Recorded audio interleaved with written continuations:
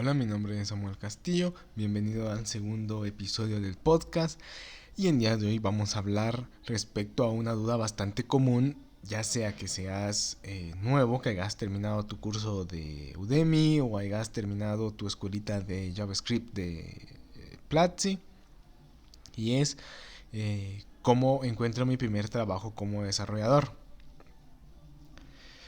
Lo que voy a hablar va a ser desde mi experiencia y lo que he podido platicar con algunos amigos. Espero ya para el siguiente capítulo tener a uno de ellos aquí conmigo y poder conversar un poco más fluido y con un poquito más de contraste.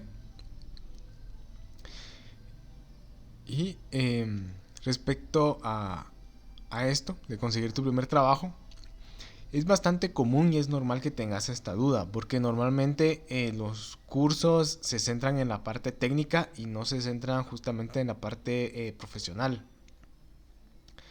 Eh, Como te digo, es mi experiencia, es lo que me ha servido a mí y lo que le ha servido a otros amigos, a conocidos, a contactos. Eh, Puede que estés en desacuerdo, si ya tienes un poco de experiencia y has conseguido un trabajo y estás en todo tu derecho.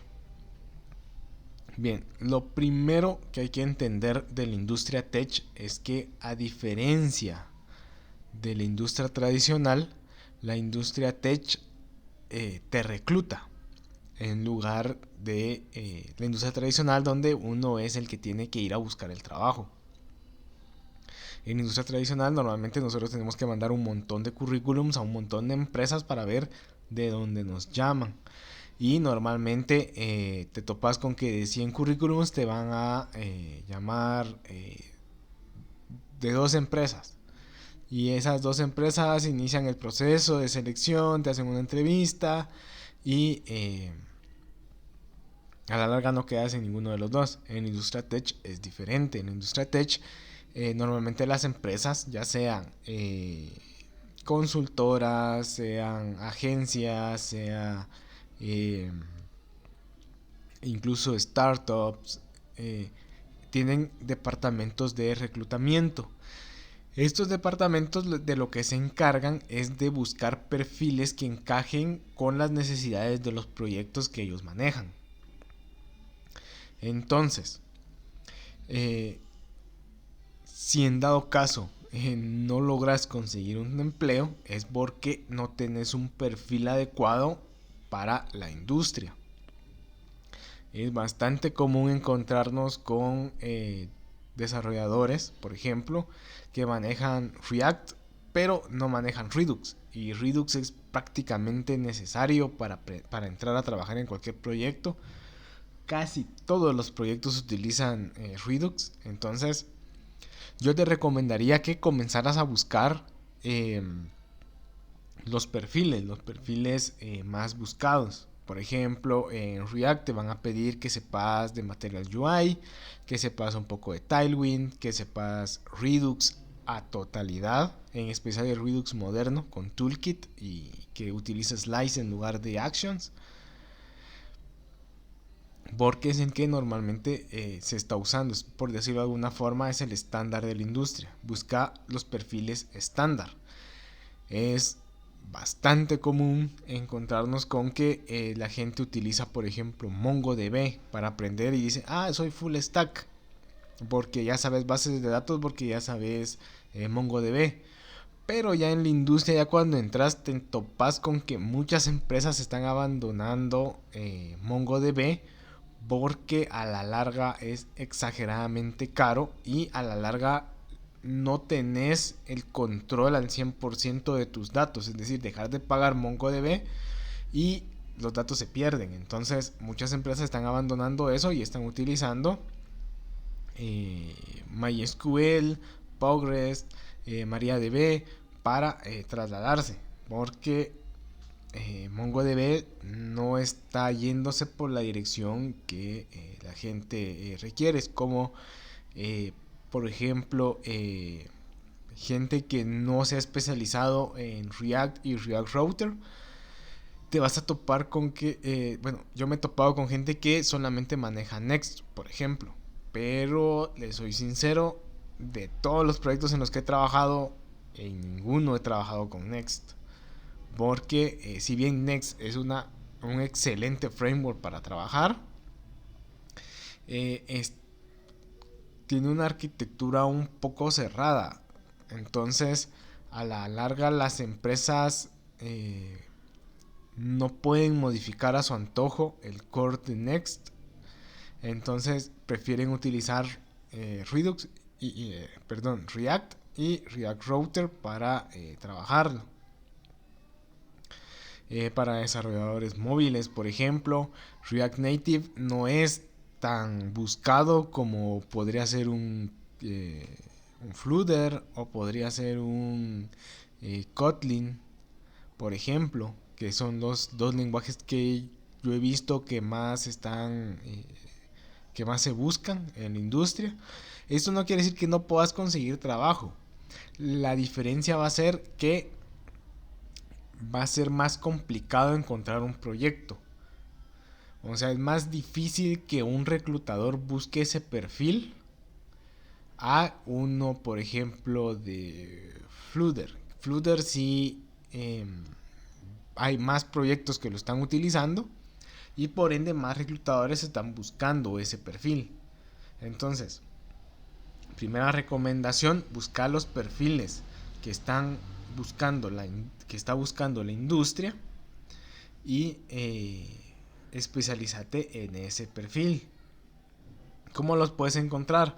Los puedes encontrar en YouTube, por ejemplo. Puedes seguir una forma bastante fácil de encontrar esos perfiles es buscando qué videos están haciendo las personas de la India. Porque la India llegó a ser un país que era una maquila de código.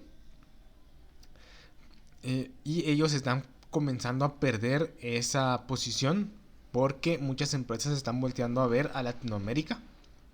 Entonces muchas empresas de la India comienzan a entrar en desesperación. Entonces están comenzando a hacer videos en YouTube, en Twitter, en TikTok. Puedes ver un montón de desarrolladores de la India que están haciendo videos relacionados con código. Esos son los perfiles que las empresas están buscando. Entonces es una buena manera de empezar a ver, comenzar a buscar videos de gente de la India recientes y ahí vas a poder ver qué perfiles son los que las empresas están buscando. En LinkedIn también puedes buscarlo en las ofertas laborales. Pones por ejemplo esos full stack, entonces colocas en el buscador de empleos trabajos full stack, aunque estén en inglés, te pones a buscarlo y ahí te van a salir y ya puedes hacer como que un listado, un filtro para ver cuáles son las tecnologías que más están buscando las empresas. En lo personal, lo que más he visto que están buscando las empresas es en desarrollo web, React, pero React en serio, o sea, con Redux Router, el React moderno, el que utiliza Functional Component, Node para el backend junto con Python, aunque Python para el backend no es tan demandado, sino que más se tiran por Node y utilizan Python como middleware. Entonces si buscas de backend teniendo en cuenta Node y Python, por ejemplo, tenés que saber de que no van a buscar que hagas un API con Python, sino que van a esperar que hagas middleware que normalmente se encargan de llevar procesos matemáticos y reglas de negocio. No se maneja con Node, según lo que entiendo. O sea, te soy sincero, es lo que llegué a deducir y lo que me han contado algunos Scrum Master, es que lo hacen porque Python es más ligero para realizar ese tipo de operaciones. No utiliza muchos recursos, pero Python sigue siendo un poco ligero para manejar APIs, o sea, no es tan confiable Python, y por eso utilizan Node y utilizan esa combinación Node para el API, para respuestas, para servidor, y Python para middleware. Eso sería, digamos, que el primer paso, buscar el perfil y tratar de encajar en esos perfiles, tratar de llegar a un conocimiento básico. Ahora, ya llegaste a ese conocimiento básico, ya crees que tenés la capacidad como para comenzar a buscar un empleo. El siguiente paso sería dejar que te encuentren. Es bastante común entrar a perfiles de LinkedIn y encontrarte con que hay una foto totalmente desactualizada de la persona, un nombre y una descripción de desarrollador web. Y tu descripción de perfil es: hola, soy Samuel Castillo, soy desarrollador web, he hecho muchos proyectos, quiero aprender, busco mi primera oportunidad laboral. Los reclutadores normalmente lo que hacen es que utilizan una búsqueda que se les habilita a ellos a la hora de registrarse como reclutador.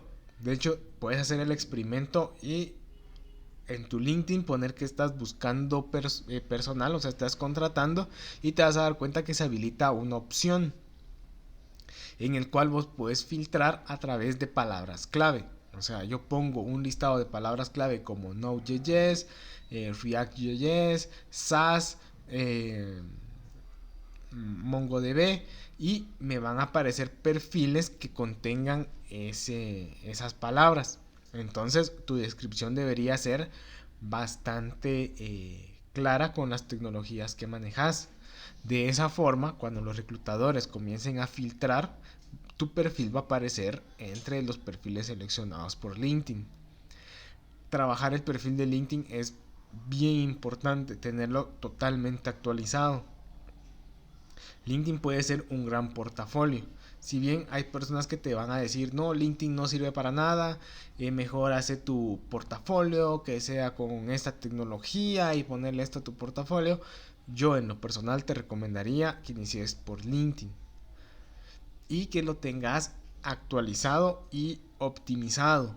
Una descripción clara de tu perfil, es decir, no te tenés que presentar, no tenés que saludar a la gente, no tenés que contarle que querés entrar al mundo tech porque querés ser el nuevo Elon Musk, o si es un poquito más viejito porque querés ser el nuevo Steve Jobs, sino que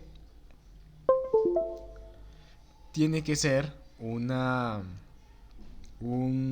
descripción que sea referente a tu perfil profesional, a las tecnologías que manejas. Tenés que ser bastante sincero y poner una descripción. Por ejemplo, yo sé manejar bases de datos, pero no podría ser un data modeler. Entonces yo podría poner un manejo mediano de bases de datos en este motor. Porque supongamos que encajas dentro del perfil de una empresa y ellos se dan cuenta que manejas bases de datos, entonces vamos a probarlo como data modeler, y podrías optar, por decirlo así, podrías entrar al proceso de selección de un puesto al que vas a perder la prueba técnica. Entonces tienes que ser lo suficientemente claro de decir qué tecnologías manejas, en qué nivel y en qué tecnologías te sentís más cómodo. Por ejemplo, en mi caso, yo soy full stack, yo manejo el frontend, el backend, bases de datos, eh, pero si me pones a elegir, o sea, incluso puedes entrar a mi perfil de LinkedIn y te vas a dar cuenta que en mi descripción está que si me ponen a elegir, yo prefiero el frontend, porque el backend, y en mi descripción lo pongo así, porque el backend se me hace un poco aburrido. Entonces me gusta más me gusta un poco más el frontend, pero sí puedo colaborar en el backend. Entonces ellos ya saben a la hora de que me contactan de que, si bien mi perfil maneja los dos perfiles, el frontend es el donde yo le puedo aportar valor a la empresa. Entonces la descripción tiene que ser así. Tenés que ser claro de qué valor le aportas a la empresa a través de qué tecnologías. Otra sección importante en LinkedIn es la experiencia. Normalmente cuando estamos iniciando, lo que tenemos son proyectos personales. Y esos proyectos personales creemos que no valen, pero en realidad sí valen. Porque los reclutadores pueden entrar y ver tus proyectos. Y muchas veces en los portafolios la gente solamente pone una fotocaptura de la página y el link para ver el código o ver en producción el proyecto. LinkedIn te permite agregar una descripción del proyecto, qué hiciste, cómo lo hiciste. Entonces podés colocar tus proyectos personales ahí y eso haría match con algo que había platicado en el episodio anterior, que es crear proyectos que sean interesantes. Por ejemplo, en lugar de hacer un to-do list, hacer una copia de Keep que tenga un login, que tenga una forma como compartir tareas con otras personas. Podría ser una opción bastante interesante.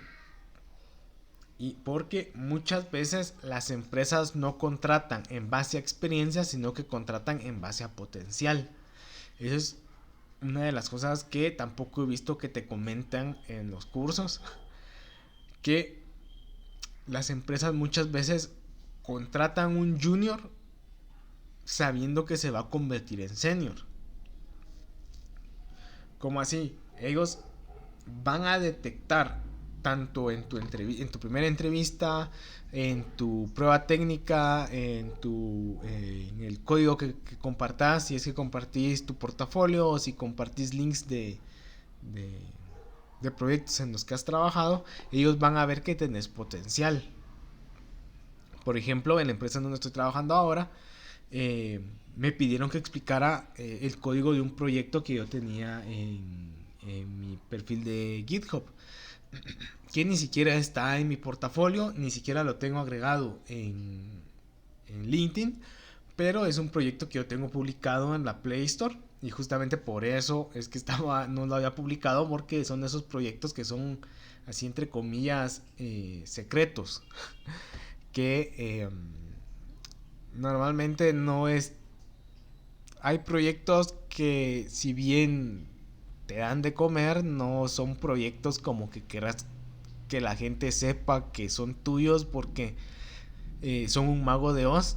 Esos proyectos que la gente cree que detrás hay un super equipo programando y en realidad sos un tipo con una computadora del 2005 programando en React Native. Pues bueno, algo así me pasó a mí, que según la gente que usa esta aplicación hay un gran equipo detrás, pero en realidad son solamente somos mi novia y yo los que administramos el proyecto. Entonces no me convenía y la verdad se me había olvidado colocar ese proyecto como privado, pero ese proyecto tiene un montón de cosas que a la larga son las que estoy aplicando en el proyecto en el que estamos trabajando, bueno, que acabamos de terminar de trabajar. Pero entonces muchos reclutadores ven eso, ven ciertas cualidades, ciertas aptitudes que demuestran que tenés potencial. ¿Qué aptitudes van a verificar? Número uno, comprensión de la lógica. Es decir, no es lo mismo por ejemplo, algo personal, una confesión personal. La parte de los tests es la parte que no tengo ni idea qué estoy haciendo yo cuando estoy haciendo test. Sin embargo, en el equipo en el que estoy, normalmente a quien le preguntan sobre test es a mí. ¿Por qué? No tengo idea. De hecho, cada vez que alguien me pregunta algo, le respondo, mira, yo no tengo ni idea qué estoy haciendo, vos hace esto y te va a funcionar. Pero yo tengo la certificación en Platzi de testing. ¿Por qué? Porque yo prácticamente solamente seguí el tutorial. Entonces, yo no sé qué estoy haciendo a la hora de hacer test. sea, sí tengo cierto manejo, pero no al nivel como para considerarme senior haciendo testing. Todavía necesito estar leyendo la documentación constantemente de Jest para poder hacer los tests, pero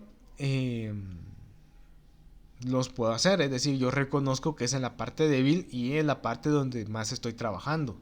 Es la parte donde a la primera oportunidad de que haya que hacer test, ahí estoy yo. Nunca he dicho no puedo, o si en dado caso he dicho no puedo, normalmente siempre no es para no hacer el trabajo, sino es para pedir apoyo.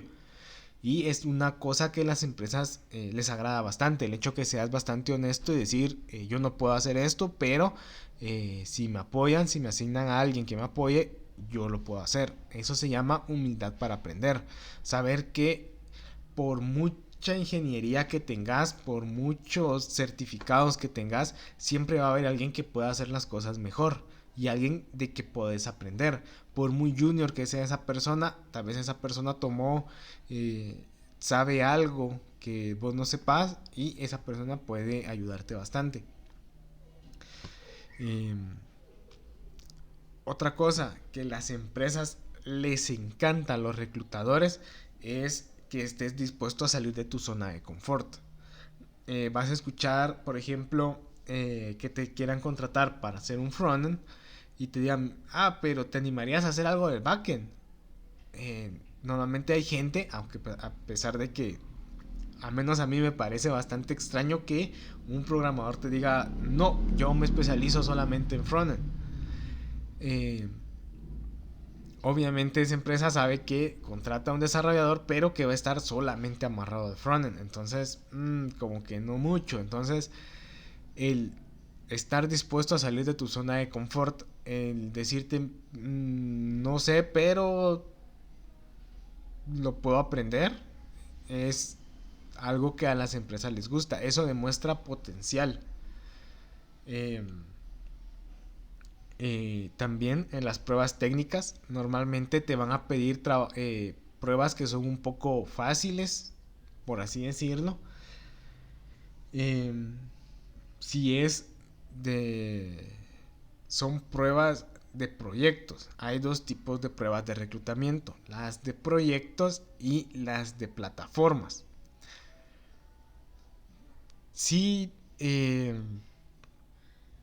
son de proyectos, es decir, te dicen, bueno, tu prueba técnica va a ser desarrollarme un clon de Facebook, por ejemplo. O si sos backend, te van a pedir, bueno, necesito un API que haga tal cosa.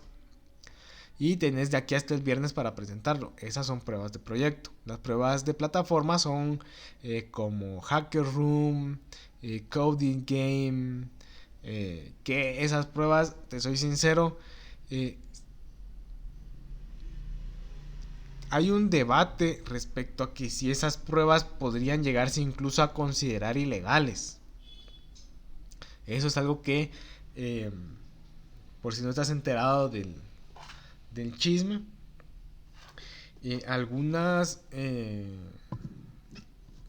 algunos grupos de desarrolladores están tratando que las empresas dejen de utilizar esas plataformas, porque en realidad esas plataformas no miden tu conocimiento sino tu velocidad de escribir, porque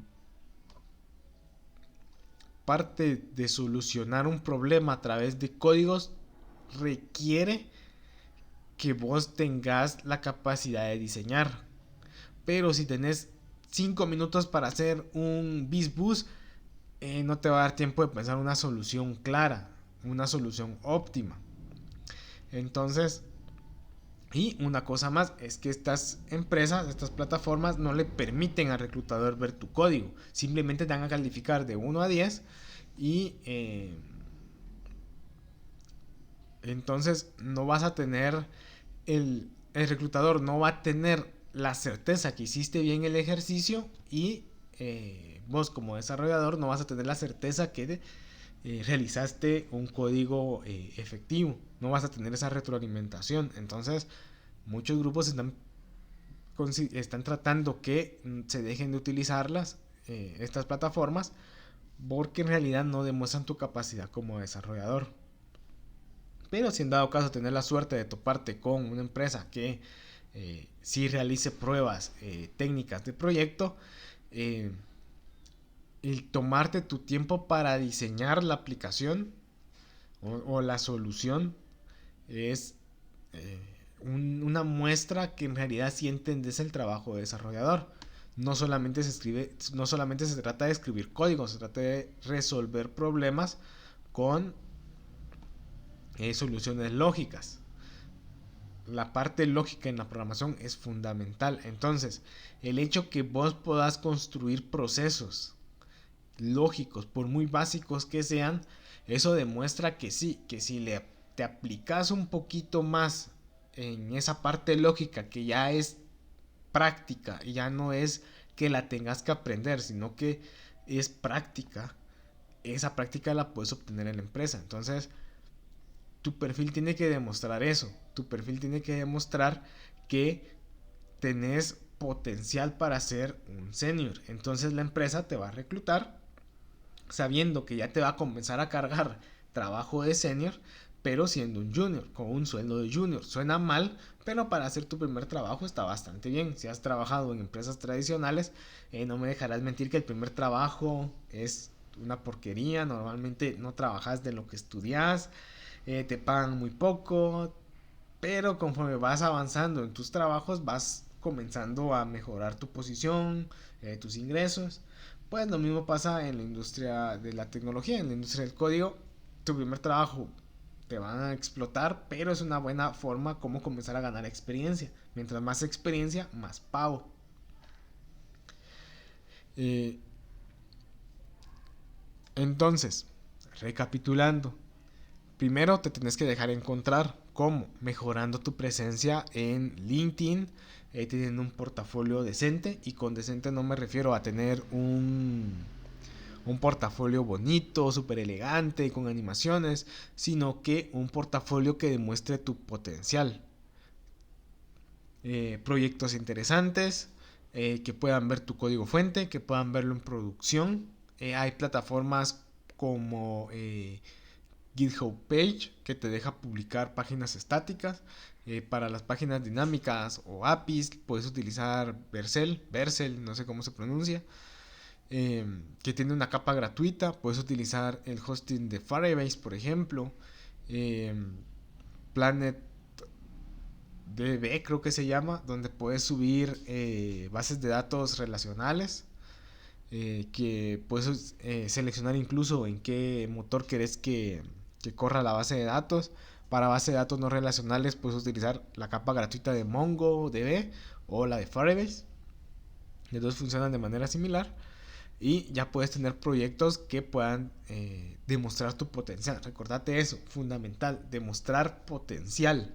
No demostrar tanto lo que ya sabes, sino lo que puedes llegar a hacer. Es una forma como impresionar a los reclutadores.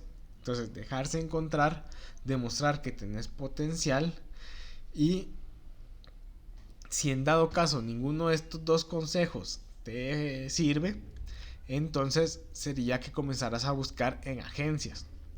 Si bien mucha gente te va a hablar mal de las agencias y te va a decir que nunca vayas a una agencia porque te van a explotar, eh, las agencias son una buena manera de conseguir tu primer trabajo, de comenzar a agarrar experiencia. Es un primer paso bastante bueno porque ya te va a tocar trabajar de manera profesional, incluso con proyectos top. O sea, vas a trabajar, por ejemplo, aquí en mi país, en Guatemala, hay una empresa que trabaja haciendo la aplicación de Disney Plus. Eh, cuando, por ejemplo, cuando yo voy a poder ir con Disney y decirle, miren, contrátenme. O sea, es imposible que yo vaya a poder entrar a trabajar con Disney de manera directa, pero desde una agencia es bastante fácil que termines trabajando con una empresa grande. Tengo un amigo que está trabajando en Google, eh, Inclusive le dan toda la indumentaria de Google, pero trabajando desde una agencia. Si bien la agencia se queda como con el 70% del sueldo que paga Google, pero el hecho ya de tener experiencia y de tener referencias de Google, que los mismos clientes, por ejemplo, personas de Google, los product owners, los product designers de Google, te agreguen y te den y validen tus habilidades en LinkedIn, es una, un excelente empujón a la hora de buscar otro trabajo. Entonces, si podés optar por una empresa de estas, es excelente. Muchas de estas empresas no te piden el inglés, en especial si vas a ser junior. Siendo junior, normalmente te van a integrar un equipo y te van a dar trabajos pequeñitos, sin relevancia, pero que ya te van a servir para comenzar a trabajar en lo que en sprints, en, en procesos ya profesionales, que el Scrum es algo que no puedes agarrar experiencia si no es con un equipo real. Entonces, el hecho de que ya puedas trabajar en un ambiente Scrum y que eh, por la fama que tengan las empresas ya puedas, ya agarres como que cierta fama. O sea, hay ciertas empresas que o son muy estrictos, o son muy profesionales, o son muy exigentes. Y el hecho de venir y decir, yo trabajé un año en este proyecto, en esta agencia, hace que tu perfil ya sea un poquito como que más atractivo para los reclutadores. Porque si aguantaste un año en esa empresa, en nuestro proyecto, que es la tercera parte de exigente que esa empresa, pues eh, vas a caer parado. O sea, va a ser súper cómodo trabajar en nuestro proyecto. Entonces, las agencias es una buena manera de comenzar. ¿Cómo sabes qué agencias hay? Por LinkedIn. O sea, LinkedIn es la herramienta que tenés que comenzar a utilizar todos los días. Eh, Te metes a buscar en los empleos, en la sección de empleos de LinkedIn, y ahí comienzas a ver qué empresas son las que están reclutando en tu país. Te vas a topar con que el 90% es remoto y un 10% presencial. Pero ahí ya queda en consideración tuya. Por ejemplo, yo la parte presencial no es muy atractiva para mí. eh, pero es por un montón de cuestiones. Hay gente que necesita la parte social. Yo tengo compañeros que cuando fue lo de la pandemia, no, no pudieron trabajar en remoto. Porque ellos necesitan esa parte social, de levantarse, ir a platicar con compañeros, ir a tomar café. Yo mejor ni, si no se enteran cómo me llamo, o sea, a mí díganme qué hacer, yo lo hago, no hay problema. Entonces, ahí dependiendo tu perfil, si va a ser remoto o presencial. Pero sí, es una buena manera de iniciar. Es decir, dejarte encontrar, eh, demostrar tu potencial y comenzar a buscar en agencias. Hay otra forma, pero es un poco más complicada. De hecho, esa sí no podría hablarte yo desde la experiencia porque no he tenido yo la oportunidad de trabajar de esa forma, que es a través de representantes. Hay empresas que, de hecho, dudo mucho que sean empresas, supongo que debe ser solamente una persona que se encarga de conseguirte trabajo. Es decir, esta persona se encarga de buscarte un trabajo, estar cobrando por tu trabajo, y él se queda con un porcentaje de tu salario y te da el resto. Pero ya no te tienes que preocupar ni por la facturación, ni por ni por estarle cobrando a los clientes, ni por estar buscando proyectos, porque él va a estar haciendo eso de forma constante. Entonces, cuando vos entras a trabajar en un proyecto, él ya está buscando otro proyecto en el donde te paguen más, por ejemplo. Porque mientras más ganes, más va a ganar él. Entonces, sería una buena opción. Francamente, yo no conozco a nadie que tenga un representante. Sí sé que hay representantes de desarrolladores, así como hay representantes de diseñadores gráficos, de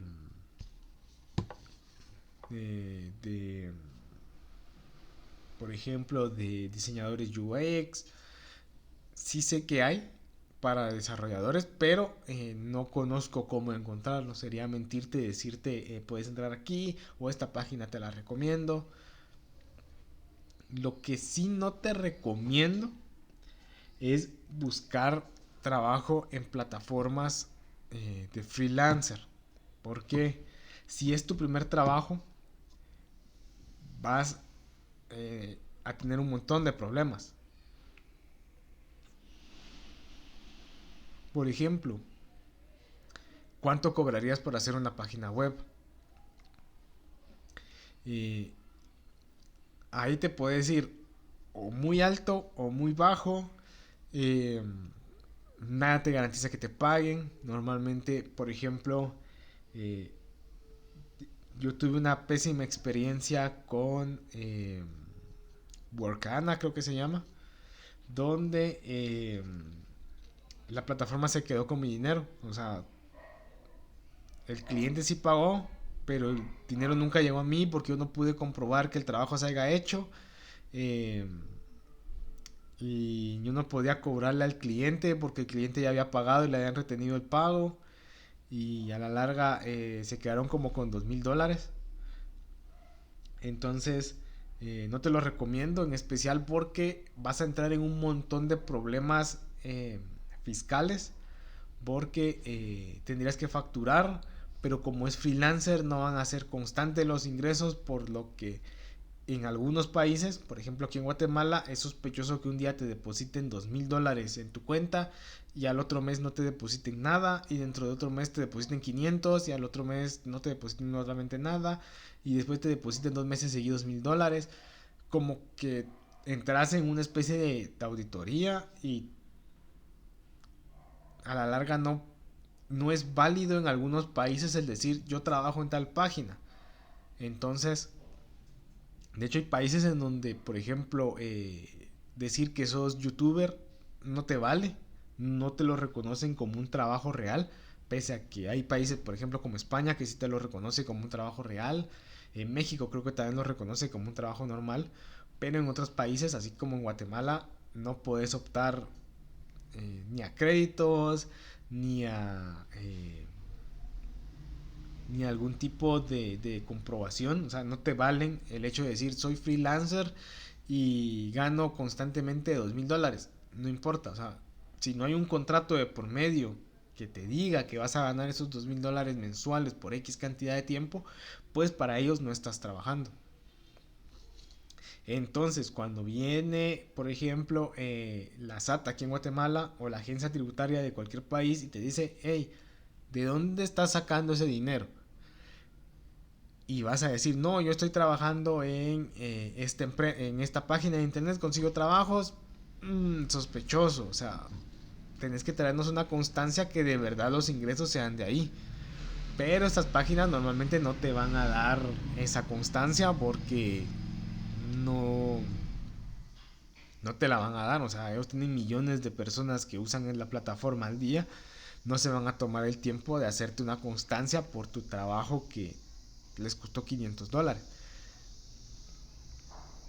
Entonces, yo no te lo recomendaría justamente porque no vas a tener experiencia de saber cuánto cobrar, no vas a saber qué involucra en un proyecto real. Normalmente se maneja lo que es el scope del proyecto, lo que es los requerimientos de aceptación, el rediseño. Normalmente siempre hay correcciones que hacen de los diseños. Entonces hay ciertas cosas en los proyectos que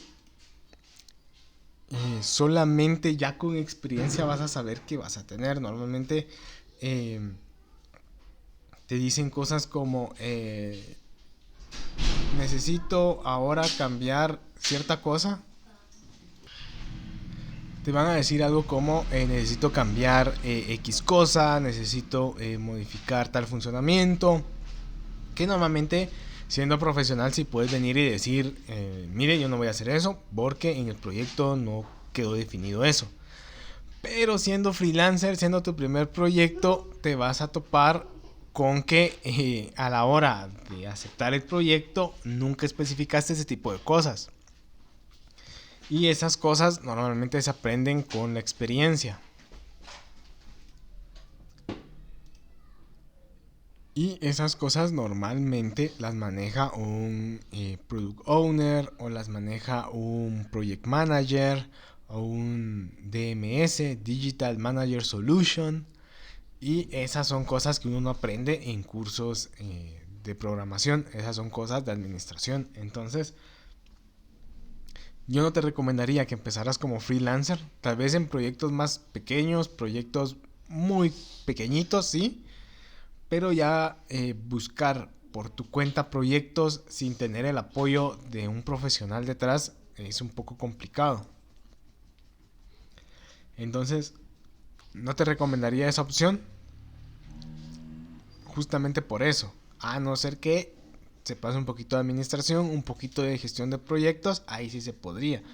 Es bastante común encontrarte con personas en grupos de Facebook que preguntan cómo bajar el precio, por ejemplo, de Amazon Web Service, porque en el presupuesto que ellos pasaron consideraron que solamente les iban a cobrar $100 al mes, pero ahora les están cobrando 600 y que cómo hacen para bajar el precio, porque como te digo, normalmente la gente que te contrata de freelancer no tienen los conocimientos necesarios como para haber gestionado, diseñado el proyecto de manera correcta y normalmente están buscando mano de obra barata.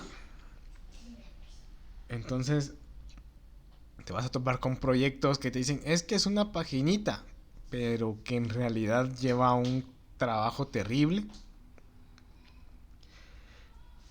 Entonces no te lo recomendaría. Si en dado caso querés comenzar a buscar un trabajo un poco más simple, sos desarrollador web y querés por lo menos tener páginas para tu portafolio, yo te recomendaría un truco que al menos a mí me sirvió. Buscar en Google Maps negocios que vos consideres que sí tengan el presupuesto como para pagar una página web y ver cuáles no tienen una página web. Haces la página web, la publicas y vas con esas empresas y le decís, mire, yo hice esta página web, si le interesa me la compra, si no, se la vendes a la competencia.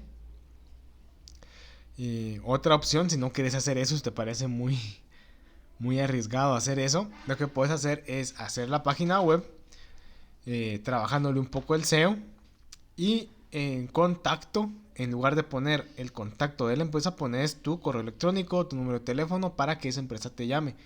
Te va a sorprender la cantidad de empresas que te van a llamar para decirte, mire, la página web me gustó, pero ¿cuánto me cobraría por cambiarle eso y en cuánto me la vendería? Esa es una buena opción, cómo comenzar a agarrar proyectos con clientes para que ya para que comences a tener un poquito de interacción con clientes, con proyectos reales, con requerimientos reales. Que ya no seas vos de que mi aplicación va a tener el login de Google y que a medio camino te des cuenta que no, entonces ya no va a tener el de Google, ahora va a tener un login, correo y contraseña.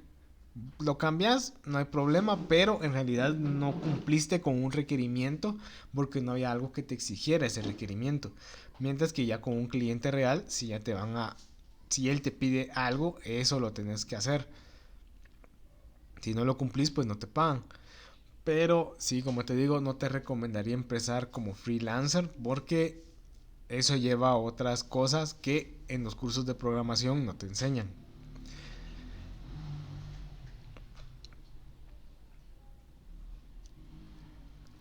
Otra cosa que, otro consejo, que sería el último consejo que te puedo dar, es en tu currículum. Tu currículum no tiene que ser extravagante, sino lo más simple posible, y tiene que limitarse estrictamente a decir qué tecnologías manejas, cuál es tu perfil profesional. Es decir, como les comentaba, mi perfil es full stack, pero si me ponen a escoger, soy frontend. Entonces, eso lo especifico también en mi currículum.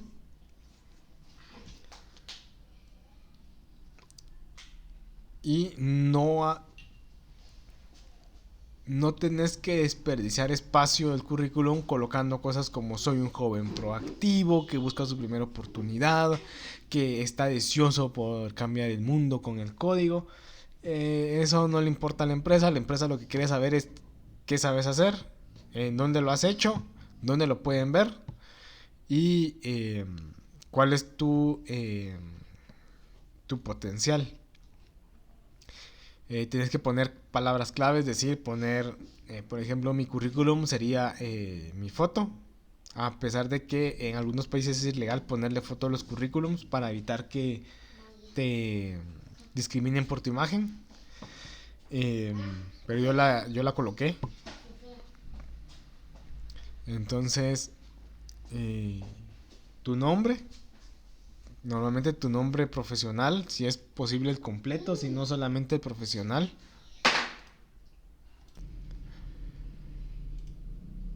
Tener claro qué tecnologías manejas. Por ejemplo, tener un apartado de tecnologías, o sea, tu nombre completo, un apartado de tecnologías, donde diga React, Angular, Vue, SAS, Tailwind, Material UI, Node, Python, MySQL, Firebase, eh, sin mayor texto. O sea, no te están pidiendo que coloques Node, creación de APIs, utilizando Express y utilizando JSON. No, simplemente te están pidiendo esas tecnologías. Cuando decís que sabes Node, la gente espera que sepas Express, espera que sepas JSON Web Token, que sepas utilizar, eh, que sepas configurar cores, que o sea, eso ya viene, por decirlo de alguna forma, implícito. Al decir que sabes Node, eso ya se entiende que sabes hacer eso. Entonces, no te,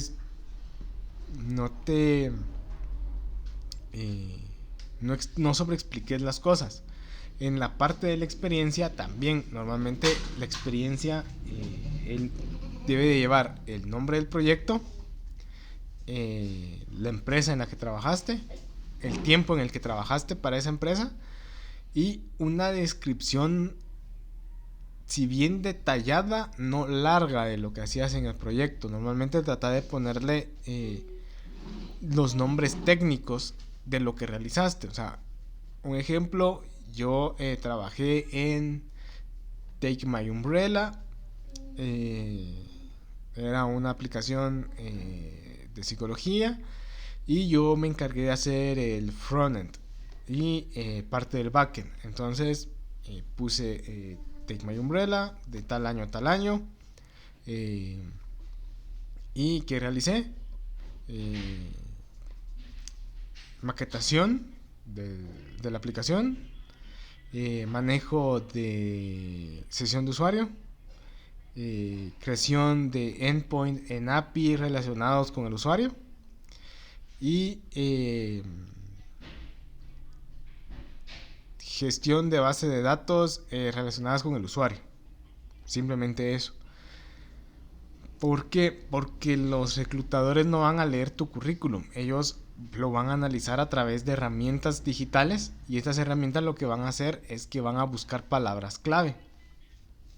Si te pones a contar, yo en esta aplicación trabajé en equipo, poniendo colaboración, toda mi experiencia, no les va a servir a ellos les va a servir las palabras clave. Normalmente un currículum bueno está entre una página y página y media. De hecho, en mi caso, por ejemplo, ya llegó el punto en el que hay cierta experiencia, ciertos proyectos en los que yo trabajé que no lo coloco, porque ya no demuestran el perfil que yo quiero compartir con los reclutadores. Entonces no coloco cierta experiencia porque justamente por eso, porque no es la imagen que yo le quiero dar a los reclutadores. Tal vez no lo tengas así, te parezca raro esto de eliminar experiencia que hayas tenido del currículum, pero ya cuando tengas suficiente experiencia te vas a dar cuenta que hay ciertos proyectos en donde no vale la pena colocarlos en tu currículum, porque no le aportan nada al currículum. Entonces, eso sería, por decirlo así, los consejos que te puedo dar para para la búsqueda de empleo. Dejarte encontrar, que cuando te encuentren de manera óptima, demostrar que tenés potencial. Las empresas reclutan a los juniors en base a potencial y no en base a conocimiento. Eh,